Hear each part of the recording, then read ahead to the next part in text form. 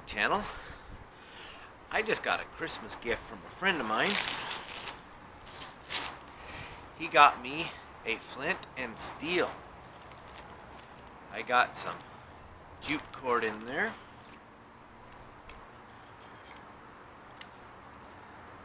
Got the flint, the steel, and it is a PSKOOK or PSKOOK, however you pronounce that, PSKOOK. And it has a bellows in there, a pocket bellows. And if you don't know what those are,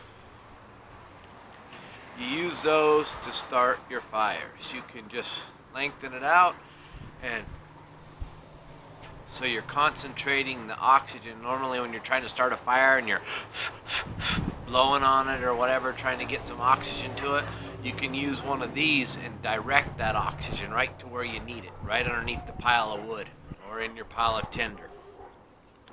I've never used any of this stuff, so we're going to go ahead and you're going to be there with my first try. I've used plenty of ferro rods or ferrocium rods, just never used the flint and steel before. I've got plenty of char cloth that I've made up. Nice container full of that.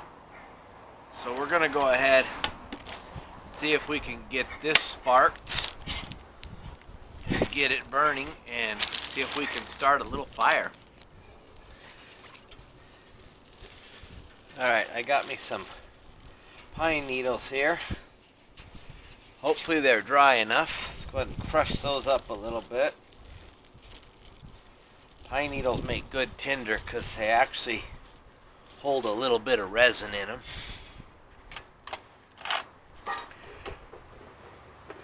So let's see if I can get this to work. Like I said, I've never done this before, so with flint and steel.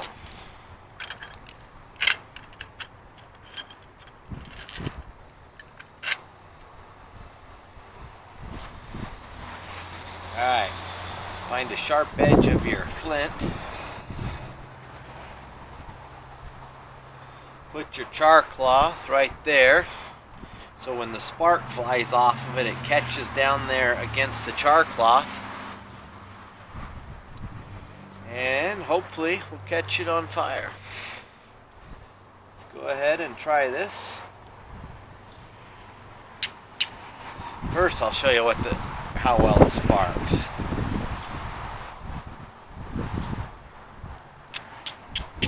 See those sparks coming off of there? Ow, that one burnt my hand. Whoa, you see that? It hit my char cloth and caught it on fire, and I wasn't even holding the char cloth against it. That's how well it works. It just blew, the wind blew one into my hand against the char cloth, and check that out. It's burning away. Wow.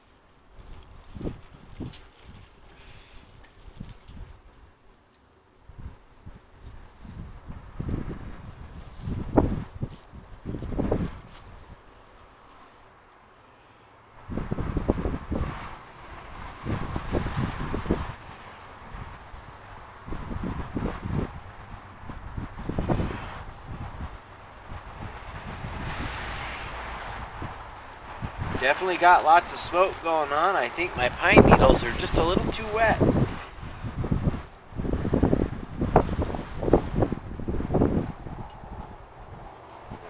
got some flame. There we go, check that out. Pine needles were a little bit damp, but they had enough resin to catch on fire.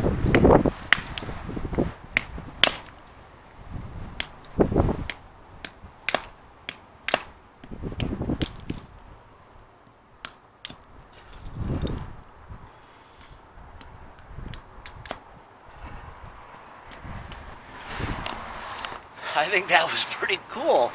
I got a fire going, and I was just trying to show you how you're supposed to use the flint against the steel, and a spark blew off of it into my hand where I was holding the char cloth, and the char cloth got burning or smoldering.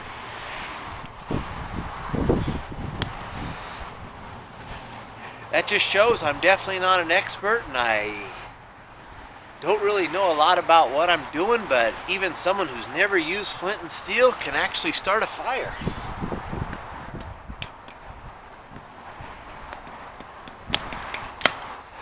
And I'll leave a link at the end of this video on how to make some char cloth.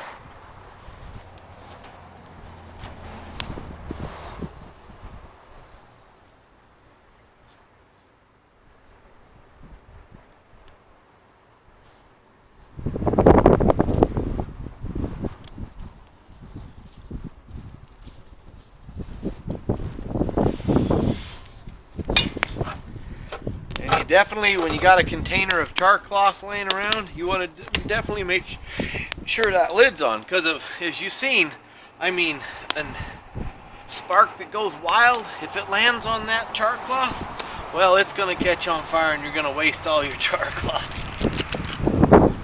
Wow. That was pretty cool.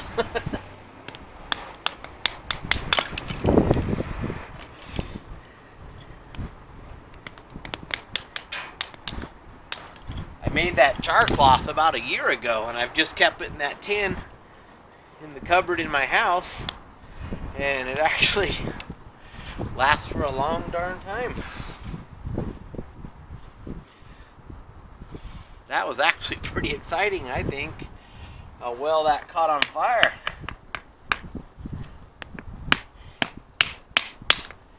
And it's been freezing for the last couple weeks here, so we've had frost pretty much every morning.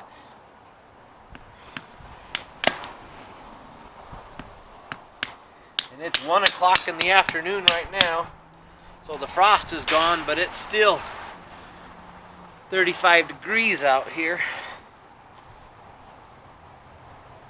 But that just shows you, and we've also had rain and stuff, so it's been a couple days since rain though, but that just shows you that even with damp pine needles, that if you just take your time, you can get them to light.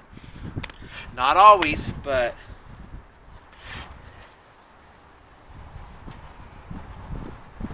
just take your time, and just like I had that char cloth in there, and just keep blowing that oxygen on there and let it smolder and smolder until that smolder switches over to the pine needles off of the char cloth, and then just keep that oxygen on there, and boom, as you seen, it caught on fire.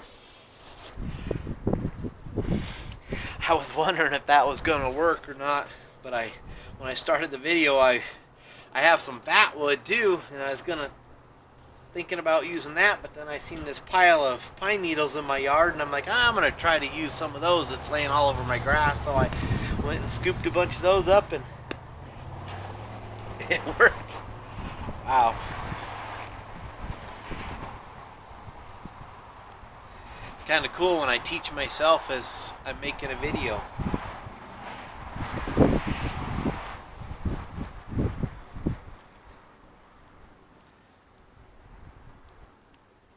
But that's the nice thing about pine needles. It actually holds resin, and it's almost like a fat wood itself. Just not as packed with resin as most fat woods. I got a couple videos of some fat wood I found in the mountains, and lots of it. And it's just spots in those trunks and stuff that are just like pure resin. And it doesn't take anything to get that stuff to catch on fire. Wow, that was pretty darn exciting. Alright, y'all. Thanks for watching. I'm going to add some more wood to this fire and stay warm.